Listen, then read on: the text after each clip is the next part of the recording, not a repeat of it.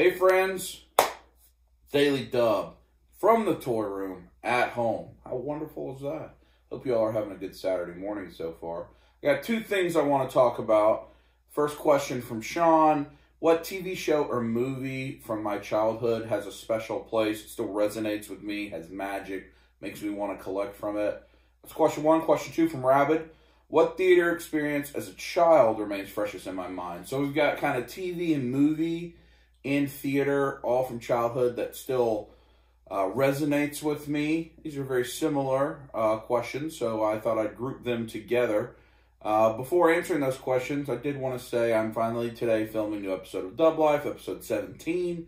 I know you're behind. You're about to watch Seattle episode, and we got a few more before that. The reason for that, as I've told you before, it takes me a long time to edit. When you're editing an hour and a half, 2 hours, you don't do it in one day. It just takes a long time. And because I knew I would be so busy this week with my corporate work stuff, I needed to make sure that I could stay ahead so there'd be no interruptions. So as the weeks progress, we'll catch back up to more current. But that's where we are right now. So hopefully you're enjoying that. So first, let's talk about a theater experience, because that's got a very defined story that's fairly easy. So I have a memory of seeing the Transformers movie in theater and being really upset over Optimus Prime dying.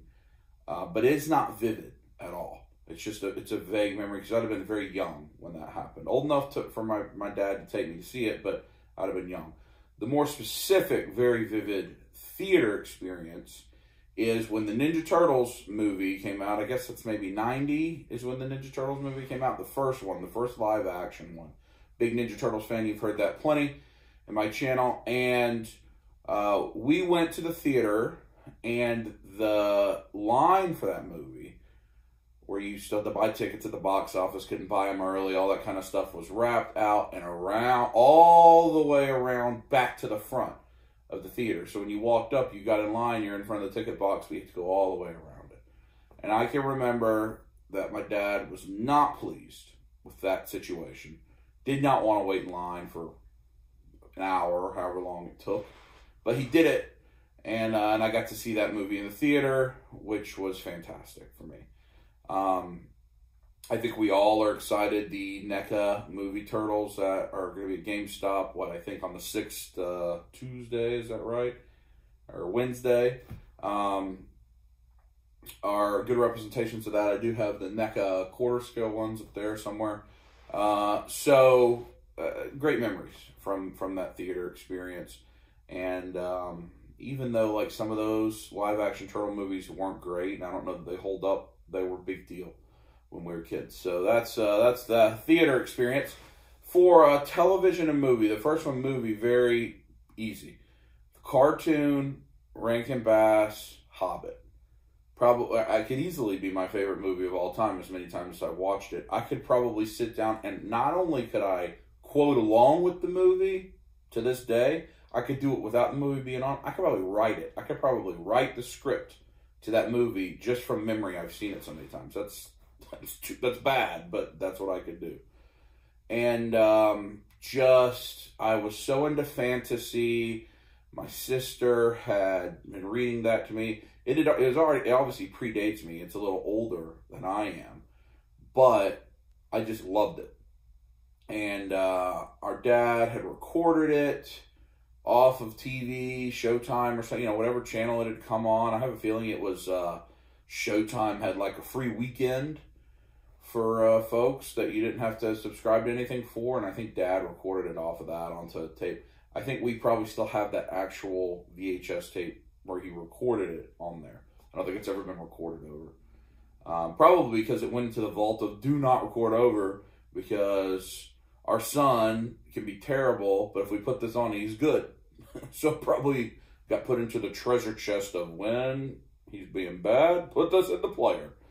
That's my guess. I love that movie. Love it, love it, love it, love it. TV experience as a child. This has fond memories. So it'll be a episode run of G.I. Joe that happened. And this is kind of a thing with my sister Kimberly as well. I think I've talked about this before, but because Kim and I's age, Kim's 3 years older than me, Victoria is a little bit younger than me than that. And just because of the age difference, as Victoria was growing up, I was starting to do football and basketball, track, and sports, whatever, all that kind of stuff. And so I wasn't home as much, plus I was out running around, playing in the woods, all that kind of stuff. But with Kimberly being older than me, and we were closer in age, we actually did a lot of stuff together growing up. So anyway, this memory's with her. And there was, I think it was 5 episodes, Monday through Friday, of G.I. Joe where Cobra was trying to make Serpentor, the ultimate G.I. or Cobra leader. And they were going and stealing the DNA from like all of the great villains of the world, Genghis Khan, all this stuff. Part of Sergeant Slaughter, because he was Joe's greatest fighter. And it was a 5-episode run, and we didn't know at the time it was going to be Serpentor. And I remember thinking it was the most engaging, interesting thing in the world. And Kim, too, because we're both history nerds. So seeing them tie into history and go to all these places to try to get the DNA was, for whatever reason, it was captivating for us. And I can remember it so well that there was one of the days, I think it was probably the last day, and our parents were ready to go. They wanted to go to where we might have been going to church or dinner. I think it was probably dinner.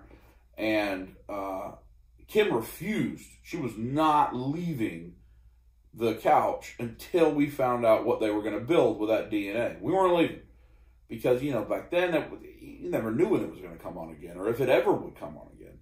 So you had to watch it when it came on. And I mean, to this day, I don't collect vintage like I tell you, but I do have a Serpentor, little 3 3/4 Serpentor somewhere, not in this room, but somewhere. And that's one of the main reasons, just because how vivid that memory is, how much fun. To this, we've gone back and watched that. Because it's just interesting. So that's kind of a very vivid TV memory. Anyway, I hope you all have a wonderful Saturday at Super Bowl weekend. If you're doing that, have fun. I may live stream at some point this weekend. Leave it in the comments if you'd like me to do that. If you have any questions, leave it in the comments. Hopefully you're enjoying Daily Dubs. I'm enjoying doing them for you.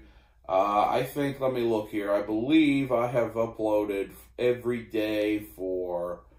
I don't even know. Probably since the 6th of January. So that would be, I don't know. What day is it? February 2nd? I can't do math. I don't know how long that's been.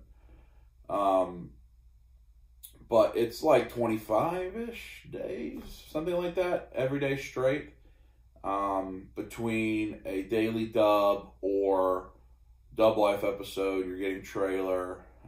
So I don't know how long I'll be able to keep this streak up, but it's going pretty well right now. So let me know if you're enjoying it, if it's worth it for me to keep doing.